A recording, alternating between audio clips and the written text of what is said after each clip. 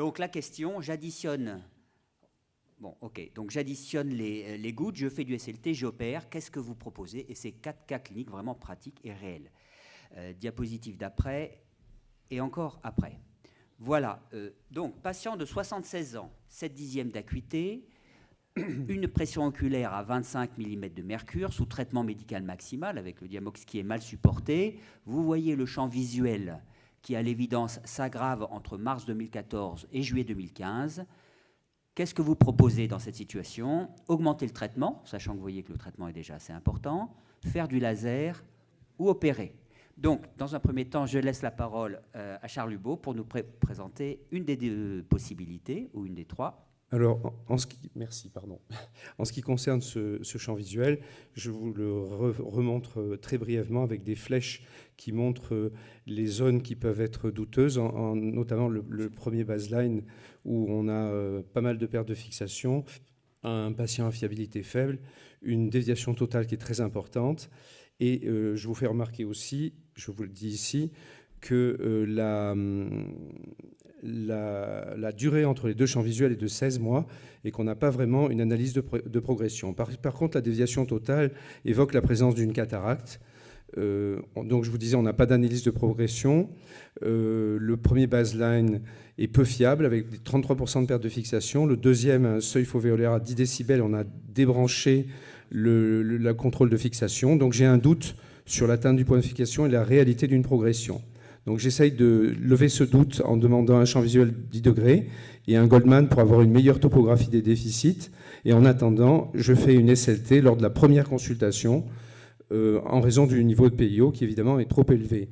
Et je garde entre parenthèses pour plus tard ce dont on a parlé juste dans la communication avant, la réalisation potentielle d'une combinée, en sachant que opérer le glaucome avant la cataracte peut nous poser des problèmes dans le traitement de ce patient. Merci beaucoup. Merci. Donc Yves. Ah oui, alors comme vous l'a expliqué Jean-Philippe, le choix était de faire 4 cas cliniques avec des réponses courtes à chaque fois. Donc là, et on s'est réparti les cas de façon aléatoire, c'est-à-dire chacun allait choisir de défendre une situation ou l'autre de façon aléatoire.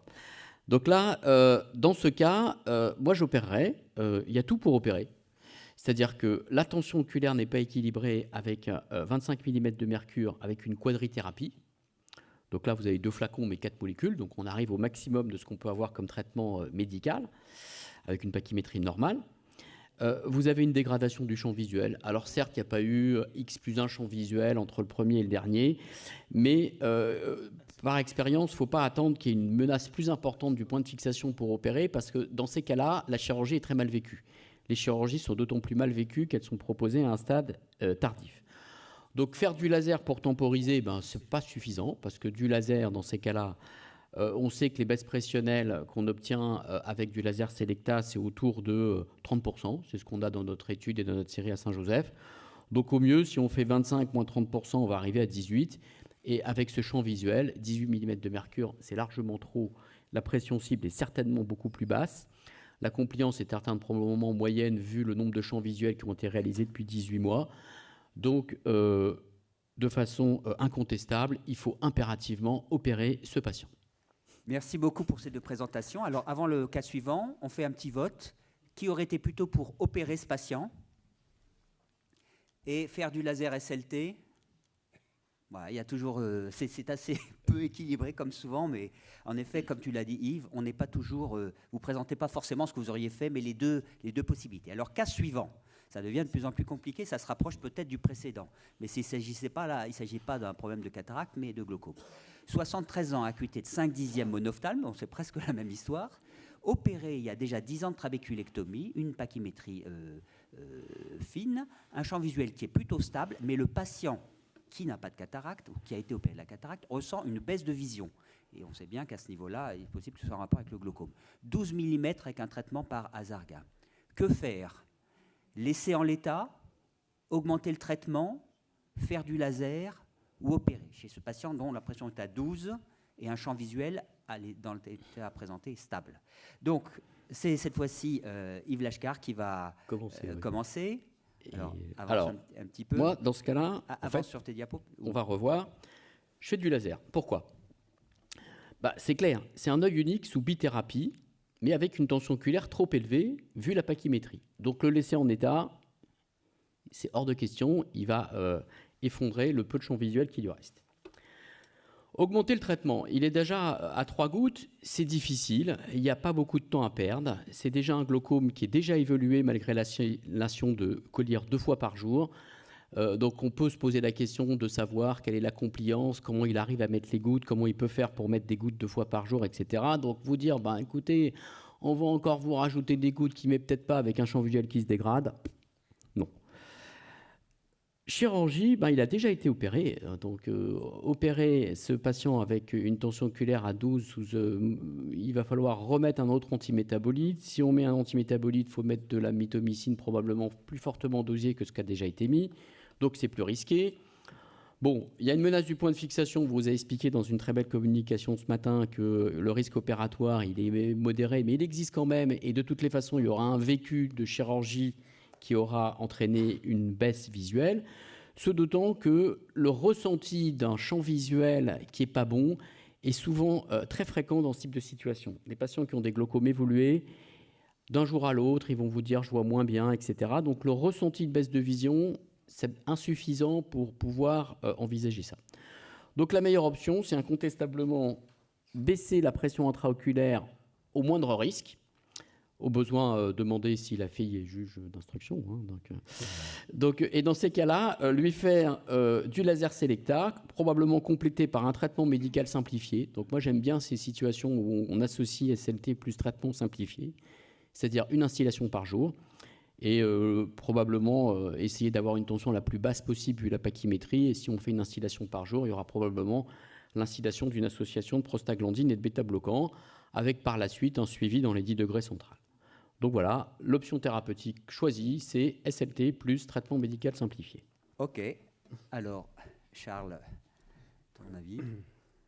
Alors, en ce qui me concerne, l'analyse du patient, du cas du patient, c'est la même. La plupart des patients, à ce stade d'évolution importante de gravité des champs visuels, se plaignent systématiquement à chaque fois qu'ils rentrent dans notre bureau d'une baisse de fonction visuelle qu'on ne retrouve pas en fait sur les champs visuels. Et même quand on les suit pendant 10 ou 15 ans, tous les 6 mois, ils se plaignent d'avoir une vision qui baisse alors que ça n'est pas le cas. Donc, a priori, ce patient a un MD, un VFI stable, il n'y a pas de progression. L'OCT à ce stade est sans objet. On ne peut pas s'en servir pour le suivi. C'est un patient monophthalme qui a un point de fixation atteint compte tenu de l'acuité visuelle et du champ, une pachy très mince. J'essaye de baisser et surtout de lisser la PIO en associant une prostaglandine à sa bithérapie. Pourquoi est-ce que je ne fais pas de chirurgie pour les mêmes raisons qu'Yves ? Pourquoi est-ce que je ne fais pas de SLT ? Parce que sur ces patients-là, avec une pachy mince et une pression déjà très basse, avec une simple bithérapie, je n'arrive pas à court terme à analyser le résultat de la SLT. Très souvent, dans ces cas-là, on peut espérer que la SLT lisse la pression, on peut espérer qu'elle la fasse baisser, mais on ne peut pas mesurer souvent cette baisse. On ne peut que penser que ça va baisser, mais c'est rare qu'un patient à qui on fait une SLT qui est à 10 descende à 8, ou qui est à 12 descende à 8 avec une pachymétrie comme ça, on n'arrive pas à l'évaluer. Donc je trouve qu'elle est dangereuse dans ces cas-là et qu'il vaut mieux avoir un effet certain médical qu'un effet hypothétique avec le laser. Donc ce patient, j'associe à sa bithérapie une prostaglandine. Merci beaucoup. Alors là, on va voter. On est tous d'accord, visiblement, que la chirurgie n'est pas proposée. C'est ce patient qui a déjà été opéré 2 fois. Alors, certains font du traitement médical renforcé sans SLT. Et SLT quand même. Et bien là, c'est à peu près réparti de manière homogène. Donc, chacun a très bien défendu sa situation. Et alors, il y a ceux qui font ceinture et bretelles. D'ailleurs, je pense que c'était un patient qui n'avait qu'un traitement médical simple parce que sans doute les autres traitements n'avaient pas été supportés. Parce qu'à posteriori, ça m'étonnerait qu'il n'ait pas eu des prostaglandines. Alors, troisième situation, 85 ans, 10 dixièmes, forte variabilité des résultats, et on le voit bien avec le VFI qui va dans tous les sens. Peu désireuse d'une intervention, avec une pachymétrie normale, une pression à 18 sous traitement médical presque maximum, ou en tout cas important. Que faire devant ce patient qui, à l'évidence, s'aggrave, mais c'est très variable? Est-ce qu'on le laisse en l'état en se disant ces variations sont finalement, cette aggravation, c'est de l'ordre de la variation? On l'opère, on le traite par laser ou on l'opère. Donc là, cette fois-ci, théoriquement, c'est à Charles de nous reproposer ça. Bon, et monsieur en premier. Alors, vas-y, Yves, c'est à toi.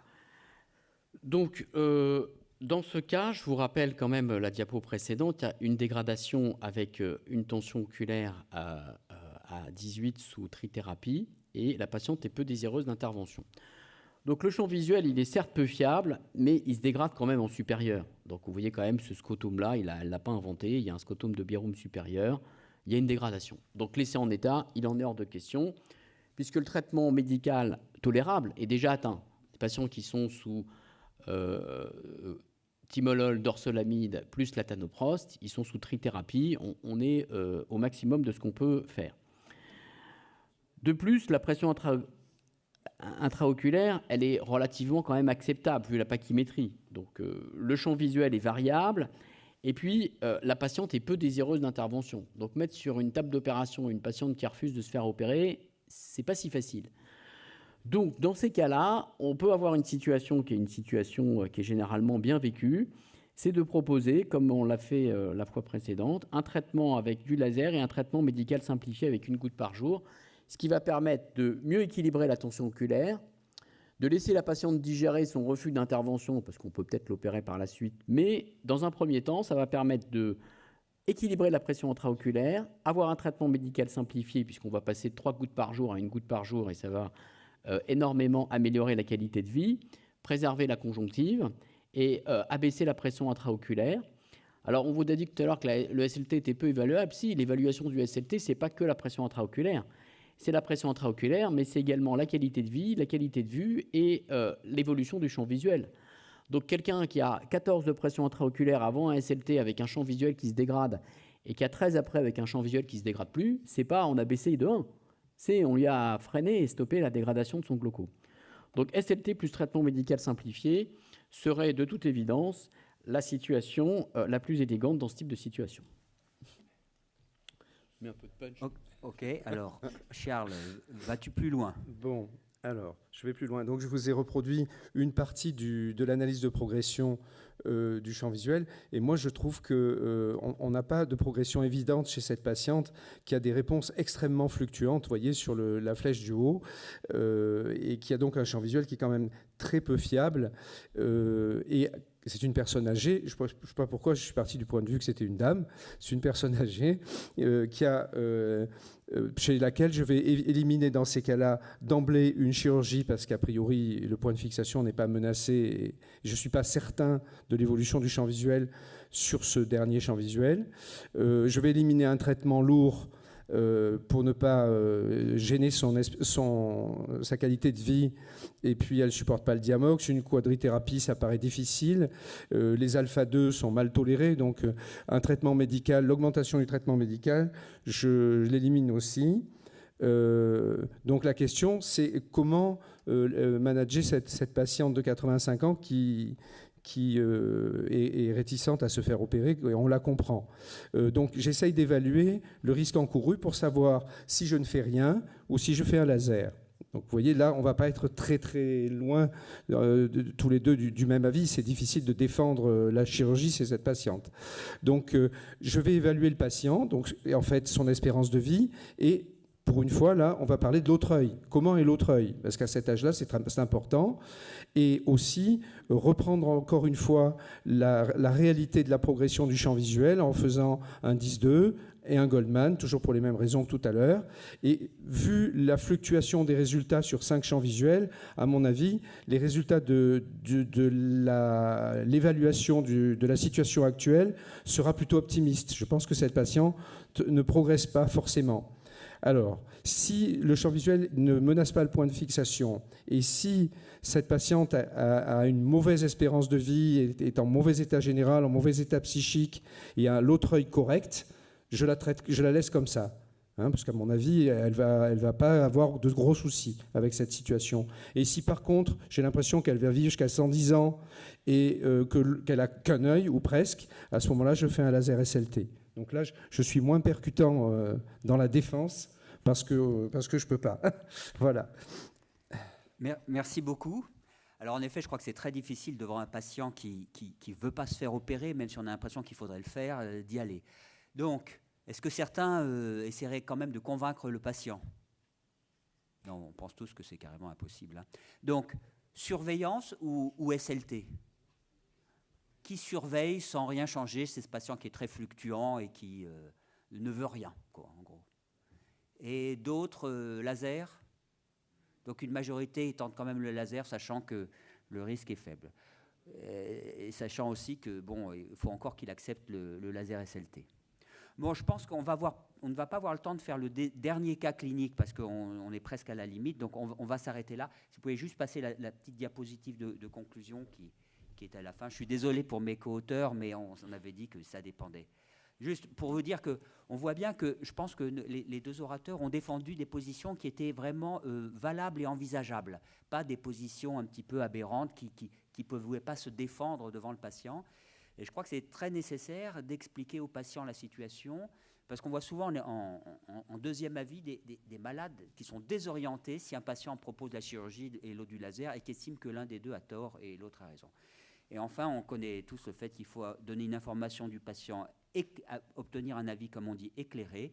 Mais là, je vois mal, à vrai dire, comment un patient peut avoir un avis éclairé sur une situation de ce type-là. Mais néanmoins, bon, c'est comme ça qu'on doit dire. On doit demander et obtenir l'avis éclairé du patient.